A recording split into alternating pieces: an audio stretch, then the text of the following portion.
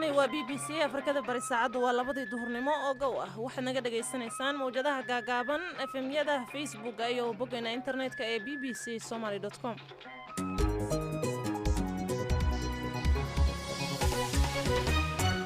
kulanti wacan oo wanaagsan dhegeystayaal waa duhurnimo axad ah 3 bisha May ee sanadka 2021. idaacadan duhurnimo waxay idin soo jeedinaysaa anigoo ah Kawthar Maxamed Cabdullaahi. qodobada aad ku maqli doontaanna waxaa ka mid ah madaxweynaha Somaliland oo sheegay in dhammaan goobaha codbixinta la geeyay agabkii doorashada beri dhacayso. maanta iyo shalay sabteena waxaanu qabanaynay laba hawlood. hawl waxa weeye qalabkii codbixinta iyo ciidamadii nabadgelyada iyo shaqaalihii komishanka ayaa waxay ku socdeen gobolada iyo degmooyinka dhammaantood xalay goobahoodu waa joogay oo diyaarsan. ciidamadii shaqaalihii oo marka la sugayay ka badan 20,000 oo qof oo hawlgalay nabadgelyana ku gaaray waa wax ilaahay lagu mahadiyo. haween isku howleyn ay garab istaagaan haweenka u sharaxan golaha deegaanka iyo wakiilada ee isla Somaliland. kumanaan qof oo isugu soo baxay magaalada Addis Ababa ee Ethiopia. hogaamiyaasha dalalka galbeedka Afrika oo maanta ku kulmaya dalka Ghana si ay uga hadlaan xaaladda dalka Mali. qodobadaas oo faahfaahsan iyo wararkii ciyaaraha ayaad ku dhageysan doontaan idaacadan duhurnimo oo uu soo saaray Cabdifataax Ibraahim Cagayare.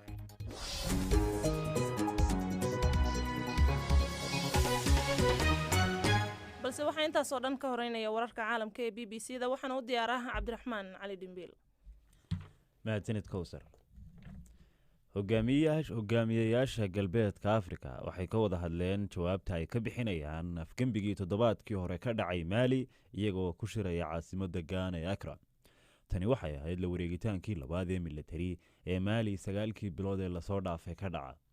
hogaamiyaha inqilaabka ahna madaxweynaha kumeel gaadhka waa Colonel Azimi Goita ayaa lagu casuumay wadahadalkan. wuxuu xukunka la wareegay kadib markii uu amar ku bixiyay in lasoo xidho madaxweynihii kumeel gaadhka ee Bahendaw iyo ra'iisul wasaarihii Mukhtar Gowene. hogaamiyaha mucaaradka Israa'iil Yair Lapid ayaa wadahadallo lahaa Naftali Bennett oo ka tirsan xisbiga midigta fog ee Yamina iyadoo ay jiraan calaamado muujinaya in wadaxaajoodyadoodu ay horseedi karaan dowlad cusub. si kastaba ha noqotee wararkii ugu dambeeyay ayaa sheegaya in isku day uu ku sii joogayo ra'iisul wasaare Benjamin Netanyahu uu ugu yabohay inuu la wadaago isbahaysi dhanka xulafada ah. wasiirka arrimaha dibadda ee Israa'iil Gabi Ashkenazi ayaa booqanaya Masar si uu ugala hadlo heshiiska xabad joojinta Xamaas. booqashadii ugu horeysay ee wasiir arrimaha dibadda Israa'iil uu ku tago muddo 13 sano ah. markuu yimid Mr. Ashkenazi wuxuu sheegay inay jiri doonaan wadahadallo ku saabsan qaab lagu bixiyo gargaarka bini'aadanimo iyo dib u dhiska Gaza. in ka badan 270 rakaab ah iyo shaqaalihii markabka ayaa si guul isu badbaadiyay Indonesia kadib markii markabkoodii uu dabqabsaday. kooxaha samata bixinta ayaa sheegay markii ay yimaadeen goobta u dhow jasiiradda fog ee Zula Island in badan oo ka mid ah rakaabkii horeba ay uga sii boodeen markabka oo doonyaha badbaadada ay si nabadgelyo ugu baxsadeen. ugu yaraan 7 qof oo rayid ayaa lagu dilay weerar hoobiyayaal ah oo ka dhacay waqooyiga Afghanistan. saraakiisha maxalliga ayaa sheegay in hoobiyuhu ku dhacay guri ay ka socotay xaflad aroos oo ku yaal gobolka Kabisa. 8 kale ayaana la sheegay inay ku dhaawacmeen. kumanaan kun oo ka mid ah banaanbaxayaal taageersan dowladda ayaa magaalada Addis Ababa ee caasimadda Ethiopia isugu soo baxay iyagoo ka soo horjeeda waxay ugu yeedheen faragelin ay sheegeen inay ku hayaan shisheeyuhu gaar ahaan arrinta dagaalka sokeeye ee Tigray. waxayna si gaar ah u cambaareeyeen Mareykanka. ugu dambeynna howlgal weyn oo dhanka amniga ah ayaa ka socda koonfur galbeed Faransiiska kadib markii askari hore oo baxsad ahaa uu toogtay boolis kale oo baadhayay khilaafaad arrimaha gudaha ah. ninkan ayaa ku dhuumanaya kan ku taal gobolka Dodoy halkaas oo booliskuna ay korjoogteynayaan. wararkii caalamkuna waa naga intaa dhageystayaal. aad buu mahadsan yahay Cabdiraxmaan Cali Dhimbiil. markana dhageystayaal u diyaar garooba qaybaha kale ee idaacadeena duhurnimo. duhur wanaagsan mar kale dhageystayaal aan ku bilaabnay ee madaxweyne Muuse Biixi Cabdi waa madaxweynaha jamhuuriyadda iskeed ugu dhawaaqday madaxbanaanida ee Somaliland ayaa waxa uu sheegay in dhammaan agabkii doorashada la geeyay goobaha codbixinta halkaas oo lagu wado in maalinta beri ah ay dadku codkooda ka dhiibtaan doorashooyinka golayaasha deegaanka iyo wakiilada.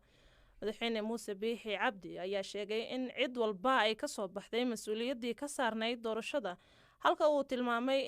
in madax badan oo dalal iyo ururo ka kala socda ay soo gaareen Somaliland si ay ula socdaan habka doorashada u dhacayso. madaxweynaha oo marka hadlayay doorashada beri dhacaysana waxa uu yiri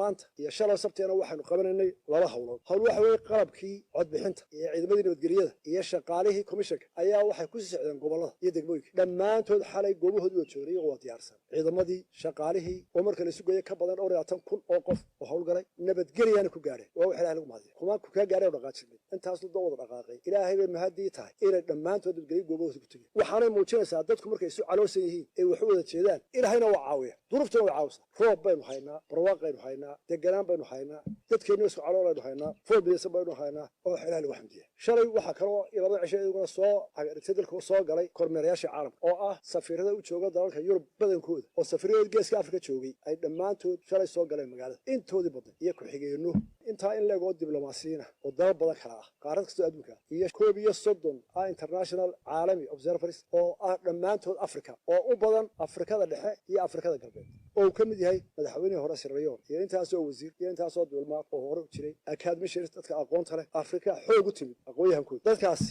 waxay eegayaan oo la yaaban yihiin badankoodu qaar badan oo maanta joogaana aanay rumaysnayn Soomaaliland way qabsan kartaa doorashada iyada qabsan karta kaligeed oo la caawin maanta waxaan tusnay walba indhihiisa Soomaaliland tala ahaan nabadgelyo ahaan dhaqaale ahaan inay qabsan karto doorashadeeda madaxweyne biixi ayaa sidoo kale dadweynaha ka codsaday in si nabad leh ay u codeeyaan wuxuuna dhanka kale sheegay in loo baahan yahay in si maskax ay ku jirto ay tahay in loo xaliyo haddii ay soo baxaan wax khilaaf ah oo ku aadan natiijooyinka ka soo bixi doona doorashada maanta waxaan leeyahay murashaxiinta dardaarka mid waxa weeye walaalayaal waa gaadheen heerkii siyaasadeed ee doorasho murashaxiintooda waxba idinma dhina sharaf iyo karaamo iyo qadarin iyo doorasho intaba waa laydsiiyey inta golaha tagaysa intii golaha la ilaa intaasaa tagaysa inta kale sugtow haddaad wax tirsanaysaa si nabadgelyo ah dacwadaada ugu soo gudbi komishanka haddaad ku qaracudana maxkamadaad geynaysaa si ammaana oo nabadgelyo ah oo ilbaxnimo ah oo turaalla u dacwo haddii kale waxaad dhaawacaysaa adoo dayar doonaya tii qaranka intaasoo ajnabiga inta weligeed intaasoo safiir shaqada haya inoo iman culayska intaa laga wax lagu soo saaray sida u dhici karta marka ogow haddaad xitaa adiga aad qalad tirsanayso qaranka u tirsan ogow qaranka darag baa u dhintay qaar baa u dhaafoobay qaar baa maskax beelay haddaad gardarre xitaa haddaad tirsanayso miyir qab intaana waxaan leeyahay murashaxiinta waxaan kusoo gabagabanayaa ilaahay Somaliland nabad barwaaqo horumar nabadgelyo fooda ah intaba ilaahay na siiyo waa tahay madaxweynaha Somaliland ayuu kaasi ahaa Muuse Biixi Cabdi haddaba doorashadaasi ee beri dhacayso waxaa sharaxan haween dhowr ah halganka ah in haween badan ay doorkan soo baxaanna waxaa ka qayb ah ololaha hiil haween haddaba Muna Xuseen Khaliif oo ah howlwadeennada hiil haween oo kana mid ah ayaa inooga warantay sida ay wax u socdaan ilaa iyo hadda waxaana u warantay Cabdiraxmaan Cali Dhimbeel waxaanu nahay hablo khaasa iyo dumarkeennii waaweynaa Somaliland ee 30 sano Somaliland jirtayba wax badan ka soo qabtay oo labeenta Somaliland ah ayaan anagu ula baxnay guurti iyo tiim hablo ahaan ah anigaygana ka mid ahaa ayaa si tabaruca oo isku xilqaamay in ay caawiyaan 28 hablood ee musharaxiinta Somaliland ah marka waxa la isweydiin karaa haddaad hablo khaasa tihiin ma idinkuun baa doorteen inaad hablo ahaataan mise raggii waad raadiseen oo gacan waa ka weydeen maya waxaan in badan lagu soo noqnoqotay dumarku isma caawiyaan isma taageeraan isma garab galaan dhaqaale ahaan isma siiyaan marka waxaanu doonaynay inaanu tusno inay dumarku istaageeraan iscaawiyaan nila qabiil maaha laba hablood oo keliya gobolkan Hargeysa ee ka sharaxan gobolada Somaliland dhan bay ka sharax yihiin laakiin dumarnimo iyo gabadhnimo iyo inannimo nu aagtaagnay marka ilaa iyo hadda maxaad tirteen ma sha Allah waxaan ugu talagalnay barnaamijka bilowgiisii inaanu isla qaadano 3 qaybood inaanu ka caawino haweenka ka koobaad oo ah isku xir bulshada dhexdooda oo aanay awoodin haweenku sida ay rag u awoodaan inanku ama mijlis amba cafeteria maanta dhan u fadhiisto oo fikirka isaga ku jira uu ka dhaadhiciyo 10 kooxood iyo in ka badan gabadhu uma laha awood amba access in ay siiso dumaro amba bulsho kala duwan fikirka iyada ku jira ay ka dhaadhiciyo waxa ay doonayso marka waxaan isku daynay bal inaanu bulshadii dhexdoodii sida hablihii jaamacadaha iyo bulshada dhexdeedii aanu isku xir ugu sameeyno talabaad oo ahaa inaanu cod haweenka la raadino saddexaad oo inaanu qaadaan caqabada ugu weyn ee musharaxiinta markii aanu la kulanay ay ka cawdeen waxay ahayd qaadaan inta badan dumarku ma laha hanti intay xaraashaan ay ku galaan ololaha marka waxaan isku daynay inaan xagga dhaqaalaha ka caawino saddexda arrimood baan isku qorshaysnay inaanu haweenka ka caawino waa markii ugu horeysay Cabdiraxmaan Somaliland ka dhacdo in la yiraahdo inagu dhexdeena aan ku tashano oo bal hayna iska dayno wax dibadda inaga yimaada lacag fiican baan haweenka u ururinay Hargeysa dhexdeedana waanu ka ururinay waxa jira haween qurbaha ah ahaa oo iyaga laftirkooda wax nagu soo daray marka alxamdulillah waa wax lagu farxo waxaan hore somaliland uga dhicin inay maanta noo suurta gashay oo ay ka dhacdo markaa hore waxaa looga caban jiray in raggu gacan bidixeeyaan dumarkii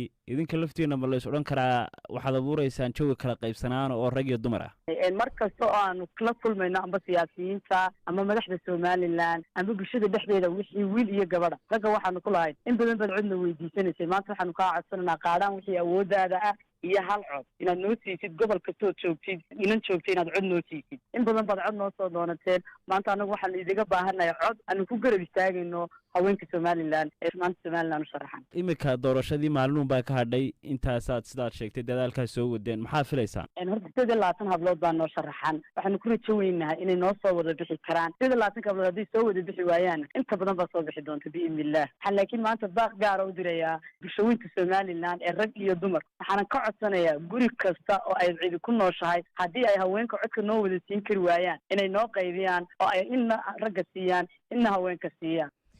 taasi waxay ahayd Muna Xuseen Khaliif oo howlwadeenada Hiil Haween ka mid ah oo u waramaysay Cabdiraxmaan Cali Dhimbil aan qodobka doorashooyinka ee Somaliland aan eego dhageystayaasha dhanka Facebook-ga jaamac maxamed oo gaashaamo jooga waxa uu leeyahay doorashooyinka Somaliland ee bari loo dareerayo run ahaantii waan bogaadinayaa shacabka reer Somaliland waxaan leeyahay murashaxiinta hayb iyo hunguri midnaha ku dooranin ee waxaad ku doorataan karti iyo aqoon jaamac maxamed isna waxa uu joogaa caynabo waxa uu leeyahay doorashooyinka dabcan waan bogaadinayaa madaxweynaha Somaliland ee sheegay in dhammaan goobaha codbixinta la geeyay agabkii doorashada ee bari dhacaysa waxaan rajaynayaa in doorashada golayaasha wakiilada iyo deegaanku si nabad ah ku dhamaato runtiina Somaliland waxaa ka hirgalay nidaam dimuqraadiyadeed sida ay ila tahay maxamed Saleebaan isna waxa uu leeyahay hada waxaanu dabcan haweenka hala siiyo ama hala doorto aan eegne waxyaabaha ay qaban doonaan waa tahay waxay ahaayeen qaar ka mid ah dhageystayaasha BBC-da ee Facebook wali halka aad warkaasi kala socotaana waa laanta af Soomaaliga BBC waxaad ka heli kartaa wararkii ugu dambeeyay ee Soomaaliya iyo caalamka oo dhan maalin walba waa tahay waxay noo soo socda warbixin ku saabsan kumanaan qof oo isugu soo baxay magaalada Addis Ababa ee dalka Itoobiya balse markan hogaamiyayaasha dalalka galbeedka Afrika ayaa maanta kulan ku yeelanaya dalka Ghana si ay uga wada hadlaan afgambigii labaad ee dhawaan ka dhacay dalka Mali madaxweynaha Faransiiska Emmanuel Macron ayaa ka digay in Faransiiska uu ciidamadiisa kala soo bixi doono dalka Mali waa haddii afgambigan uu carqaladeeyo horumarkii laga gaaray la dagaalanka kooxaha islaamiyiinta faafahinta warkaasi waxay noo hayay Cabdifataax Ibraahim Cagayare oo haatan igula sugan stuudiyaha Cabdifataax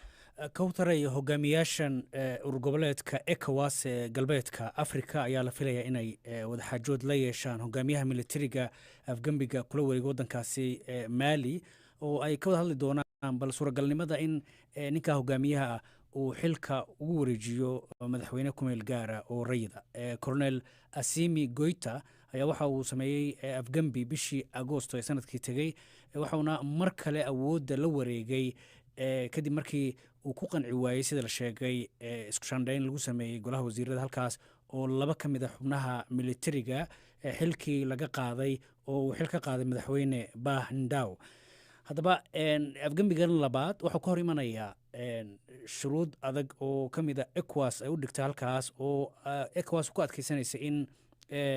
dowladda kumeel gaarka ay tahay inuu hogaamiyo qof rayida oo muddo 18 bilooda halkaas ay dowladda ka shaqayso xaaladdu marka waxa ay ka sii dartay kadib markii maxkamadda dastuuriga ee dalkaas ay jimcihii xukuntay in Colonel Assimi Goita uu yahay madaxweynaha hogaamin doona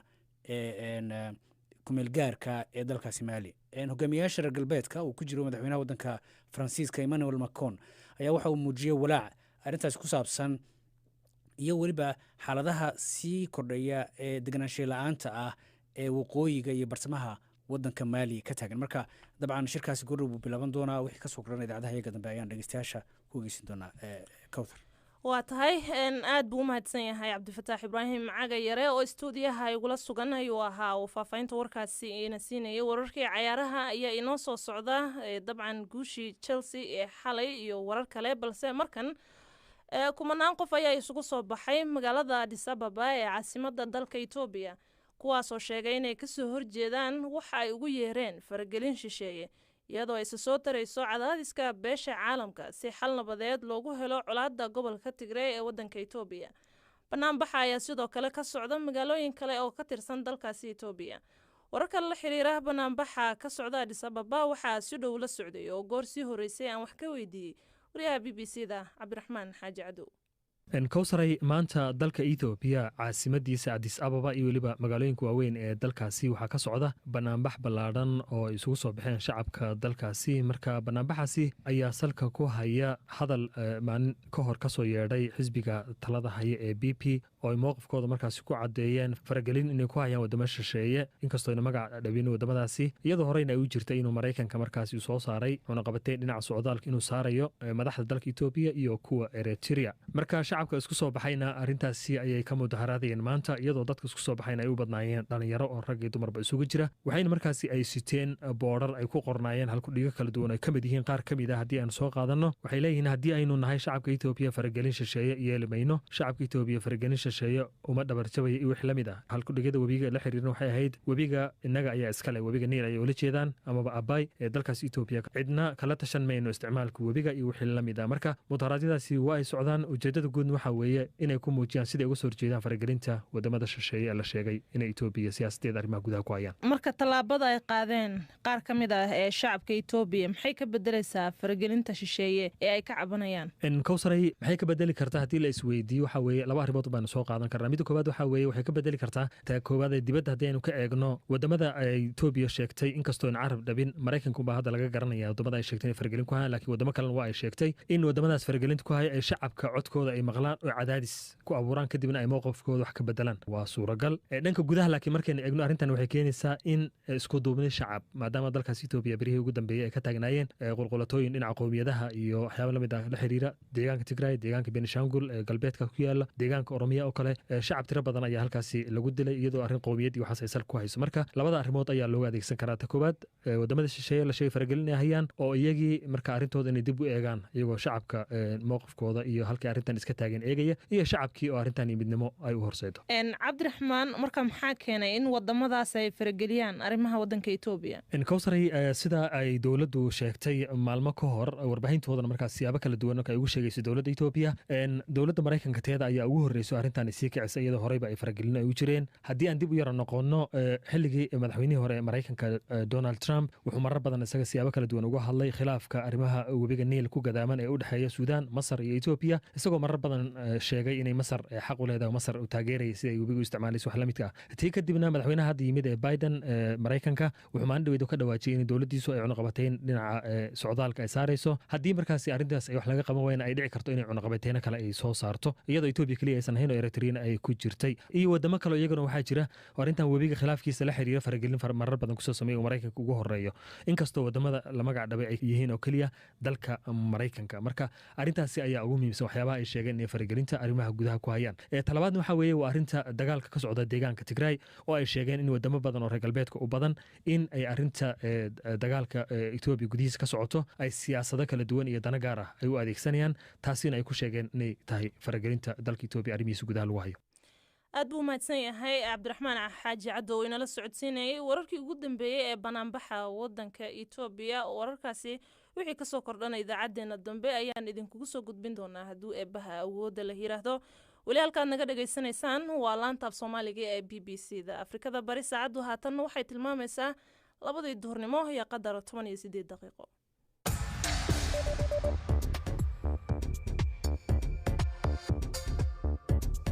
bogga internetka ee bbcsomali.com waxaad ku helaysaa maqal muuqaal iyo qoraal wararkii ugu dambeeyay ee caalamka iyo Soomaalida sida ay u dhacayaan halka ay ka dhacayaan iyo saamaynta ay leeyihiin bbcsomali.com waxaa ka go'an daqiiqad kasta soo gudbinta warar la hubo waraysiyo warbixinno iyo macluumaad aqoon kororsi ah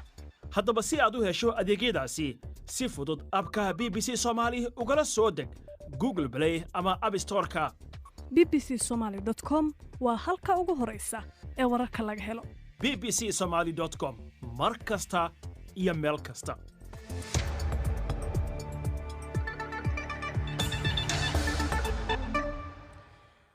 markana kooxda kubadda cagta ee Chelsea iyo taageerayaashoodaba ayaa si weyn ugu dabaaldegay guushii ay xalay ka gaareen kooxda Manchester City ee kulankii finalka koobka Champions League waana guul u soo hooyatay kooxda iyo tababarahooda cusub ee Thomas Tuchel. waa markii labaad taariikhda oo ay Chelsea ku guuleysato koobka championka waxa ayna hal gool ugu badiyeen kooxda Man City. halka gool ee ay Chelsea ku raacday guushana waxaa daqiiqadii 42 ee ciyaarta u dhaliyay Kai Havertz.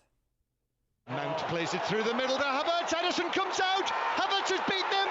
Havertz scores for Chelsea. Thomas Tuchel's side are in front. And it's Kai Havertz. dhanka kale haddii aan eegno wararka suuqa kala iibsiga ciyaartoydana Simon Ingazi ayaa Antonio Conte kala wareegi doono xilka tababare ee kooxda Inter Milan. Antonio Conte tababarihii hore ee kooxda Chelsea ayaa Arbacadii isaga tagay Inter Milan kadib markii uu kula guuleystay horyaalka Serie A tan iyo sanadkii 2010. dhanka kale Manchester United waxa ay bartilmaameedkooda ugu horeeyay ka dhigteen xidiga u dhashay Portugiiska ee afka hore uga ciyaara kooxda Juventus ee Cristiano Ronaldo si marka ay isugu dhaafsadaan ciyaartooyga 28 jirka ah ee khadka dhexe ugu ciyaara kooxda Manchester United ee Paul Pogba. isla Manchester United waxay baadigoob ugu jirtaa ciyaartooyga Borussia Dortmund ee Jadon Sancho. Tottenhamna waxa ay doonaysaa inay la soo saxiixato weeraryahanka reer Brazil ee Gabriel Jesus oo 24 sano jir ah. intaasina haynoo joogeen wararkii ciyaaraha ee markana baafintii. baafinta waxaa si wada jira stuudiyaha BBC-da ee magaalada Nairobi idinkaga soo tabinaya anigoo ah Caasha Saciid Xasan iyo Faysal Bishaar Aligo. mahadsanid Caasha. baafinta ugu horeysana maanta waxay naga soo gaartay Cabdisalaad Nuur oo jooga Baardheer. waxa uu baafinayaa Mahad Salaad Nuur waxa ugu wardambeysay isagoo ku sugan Canada sanadii 2016. haddaba haddii uu namaqlay Mahad Salaad Nuur ama way jirto cid garanayso fadlan warkiisa hala gaarsiiyo Cabdisalaad Nuur ayadoo wax waraa loo sii marsin karo xafiiska baafinta bisha cas ay ku leedahay Baardheer. Zahra Axmed Xasan oo joogto Baardheer waxay baafinaysaa Samatar Axmed waxa ugu wardambeysay isagoo ku sugan Malaysia 2011. haddaba haddii uu namaqlay Samatar Axmed ama way jirto cid garanaysa fadlan warkiisa hala gaarsiiyo Zahra Axmed iyadoo wax waraa loo sii marin karo xafiiska baafinta bisha cas ay ku leedahay Baardheer. Ikraan Cali Saalax oo joogto Dublin waxay baafinaysaa Nimco Cali Saalax waxa ugu wardambeysay iyadoo ku sugan dalka Turkiga sanadii 2016. haddaba haddii ay namaqlayso Nimco Cali Saalax ama way jirto cid garanayso fadlan warkeeda hala gaarsiiyo Ikraan Cali Saalax iyadoo wax waraa loo sii marsin karo xafiiska baafinta bisha cas ay ku leedahay Baardheer. Saafi Jaamac Samatar oo joogto Baardheer waxay baafinaysaa Cabdiqani Cabdi waxa ugu wardambeysay isagoo ku sugan Mareykanka 2005. haddaba haddii uu namaqlay Cabdiqani ama way jirto cid garanaysa fadlan warkiisa hala gaarsiiyo Saafi Jaamac iyadoo wax waraa loo sii marin karo xafiiska baafinta bisha cas ay ku leedahay Baardheer. Xaashi Nuur Aadan oo joogo Geedweyne waxa uu baafinayaa Geelle Nuur Aadan waxa ugu wardambeysay isagoo ku sugan Jarmalka sanadii 2014. haddaba haddii uu namaqlay Geelle Nuur Aadan ama way jirto cid garanayso fadlan warkiisa hala gaarsiiyo Xaashi Nuur Aadan iyadoo wax waraa loo sii marsin karo xafiiska baafinta bisha cas ay ku leedahay Baardheer. Faysal Abuukar Cabdulaahi oo jooga Baardheer waxa uu baafinayaa Fuad Abuukar waxa ugu wardambeysay isagoo ku sugan dalka Qatar 2014. haddaba haddii uu namaqlay Fuad Abuukar ama way jirto cid garanaysa fadlan warkiisa la gaarsiiyo Faysal Cabdiqaadir iyadoo wax waraa loo sii marin karo xafiiska baafinta bisha cas ay ku leedahay Baardheer. Duniyo Daahir Yuusuf oo joogta Baardheer waxay baafinaysaa Farxiyo Daahir Yuusuf waxa ugu wardambeysay iyadoo ku sugan Koonfur Afrika sanadii 2015. haddaba haddii ay namaqlayso Farxiyo Daahir Yuusuf ama way jirto cid garanayso fadlan warkeeda hala gaarsiiyo Duniyo Daahir Yuusuf iyadoo wax waraa loo sii marsin karo xafiiska baafinta bisha cas ay ku leedahay Baardheer. Raxmo Cusmaan Diiriye oo joogta Baardheer waxay baafinaysaa Warsame Diiriye waxa ugu wardambeysay isagoo ku sugan Mareykanka 2017. haddaba haddii uu namaqlayo Warsame Diiriye ama way jirto cid garanaysa fadlan warkiisa hala gaarsiiyo Raxmo Cusmaan iyadoo wax waraa loo sii marin karo xafiiska baafinta bisha cas ay ku leedahay Baardheer. Sacdiyo Cabdiqaasin oo joogta Tuulo Barwaaqo waxay baafinaysaa Aaniso Cabdiqaasin waxa ugu wardambeysay iyadoo ku sugan dalka Ingiriiska sanadii 2013. haddaba haddii ay namaqlayso Aanisa Cabdiqaasin ama way jirto cid garanayso fadlan warkeeda hala gaarsiiyo Sacdiyo Cabdiqaasin iyadoo wax waraa loo sii marsin karo xafiiska baafinta bisha cas ay ku leedahay Baardheer. Cabdiyo Biixi Guhaad oo joogto Baardheer waxay baafinaysaa Biixi Guhaad Yuusuf waxa ugu wardambeysay isagoo ku sugan dalka Imaaraadka 2013. haddaba haddii uu namaqlayo Biixi Guhaad ama way jirto cid garanaysa fadlan warkiisa la gaarsiiyo Cabdiyo Biixi iyadoo wax waraa loo sii marin karo xafiiska baafinta bisha cas ay ku leedahay Baardheer. maxamed cali kooshin oo jooga baardheer waxa uu baafinayaa nasre cali kooshin waxaa ugu wardambeysay iyadoo ku sugan ruushka sanadkii 2014 haddaba haddii ayna maqlayso nasre cali kooshin amaba ay jirto cid garanayso fadlan warkeeda hala gaarsiiye maxamed cali kooshin iyadoo wax waraa loo sii marsiin karo xafiiska baafinta bisha cas ay ku leedahay baardheer. xasan cabdi saalax oo jooga baardheer waxa uu baafinayaa maxamed cumar waxaa ugu wardambeysay isagoo ku sugan kenya 2014 haddaba haddii uuna maqlayo maxamed cumar amaba ay jirto cid garanaysa fadlan warkiisa hala gaarsiiyo xasan cabdi saalax iyadoo wixii waraa loo sii marin karo xafiiska baafinta bisha cas ay ku leedahay baardheere. cabdiraxmaan cali gaas oo jooga beled xaaw waxa uu baafinayaa xasan ibraahim gaas waxaa ugu wardambeysay isagoo ku sugan dalka suuriya sanadkii 2012 haddaba haddii uuna maqlayo xasan ibraahim gaas amabay jirto cid garanayso fadlan warkiisa hala gaarsiiye cabdiraxmaan cali gaas iyadoo wax waraa loo sii marsiin karo xafiiska baafinta bisha cas ay ku leedahay baardheere. xabiibo cabdi oo joogto baardheere waxay baafinaysaa xamdi cabdi waxaa ugu wardambeysay iyadoo ku sugan jabuuti 2015 haddaba haddii ayna maqlayso xamdi cabdi amabay jirto cid garanaysa fadlan warkeeda hala gaarsiiyo xabiibo cabdi iyadoo wixii waraa loo sii marin karo xafiiska baafinta bisha cas ay ku leedahay baardheere. nafise mukhtaar cilmi oo joogta dhobley waxay baafinaysaa mukhtaar cilmi aadan waxaa ugu wardambeysay isagoo ku sugan dalka sacuudiga sanadkii 2013 haddaba haddii uuna maqlayo mukhtaar cilmi aadan amabay jirto cid garanayso fadlan warkiisa hala gaarsiiye nafise mukhtaar cilmi iyadoo wax waraa loo sii marsiin karo xafiiska baafinta bisha cas ay ku leedahay baardheere. samiir aadan cusmaan oo jooga baardheere waxa uu baafinayaa zakariye aadan waxaa ugu wardambeysay isagoo ku sugan tanzania 2013 haddaba haddii uuna maqlayo zakariye aadan amabay jirto cid garanaysa fadlan warkiisa hala gaarsiiyo samiir aadan iyadoo wixii waraa loo sii marin karo xafiiska baafinta bisha cas ay ku leedahay baardheere. axmed aadan cabdicasiis oo jooga faanweyn waxa uu baafinayaa sundus aadan cabdi waxaa ugu wardambeysay iyadoo ku sugan dalka yaman sanadkii 2016 haddaba haddii ayna maqlayso sundus aadan cabdi amabay jirto cid garanayso fadlan warkeeda hala gaarsiiye axmed aadan cabdicasiis iyadoo wix waraa loo sii marsiin karo xafiiska baafinta bisha cas ay ku leedahay baardheere. ubax ibraahim ciise oo joogta baardheere waxay baafinaysaa maxamed ibraahim waxaa ugu wardambeysay isagoo ku sugan china 2010 haddaba haddii uuna maqlayo maxamed ibraahim amabay jirto cid garanaysa fadlan warkiisa hala gaarsiiyo ubax ibraahim iyadoo wixii waraa loo sii marin karo xafiiska baafinta bisha cas ay ku leedahay baardheere.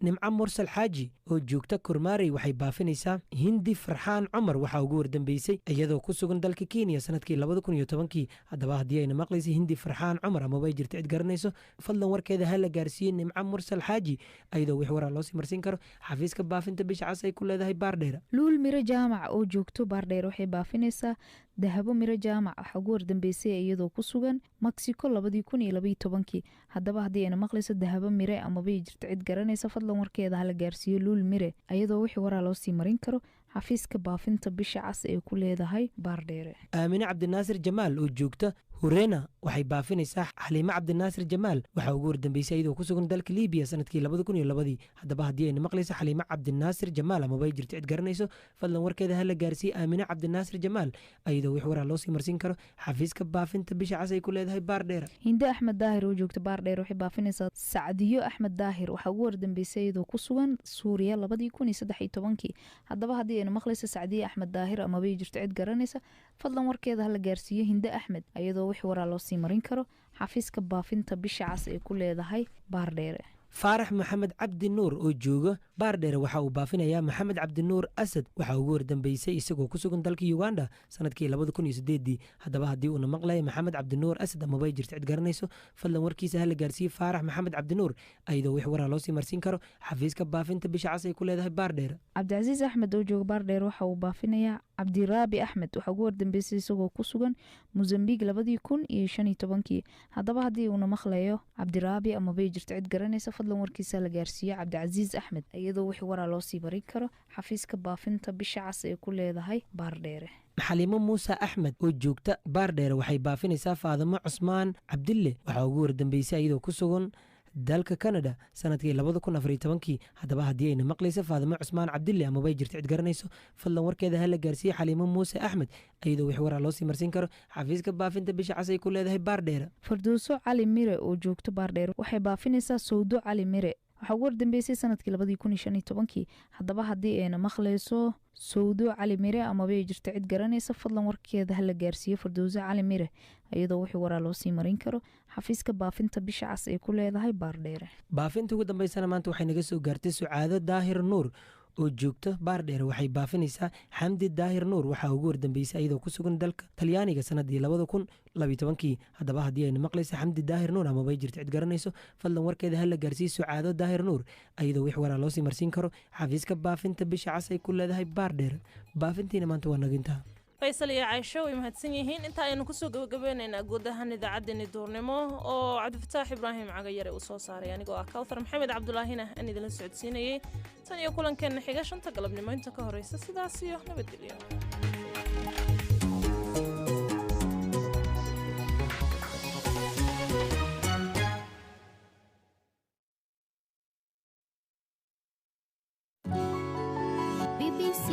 This is the BBC. There are no programmes on this channel at present. Details of all our services are at bbcworldservice.com.